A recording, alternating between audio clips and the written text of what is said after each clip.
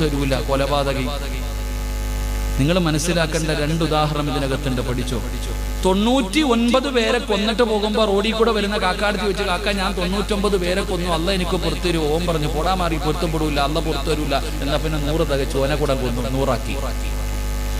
അവനെയും കൂടെ കൊന്നിട്ട് മുന്നോട്ട് നടന്നു പോയപ്പോ ഒരു ഉസ്താദ് വരിക.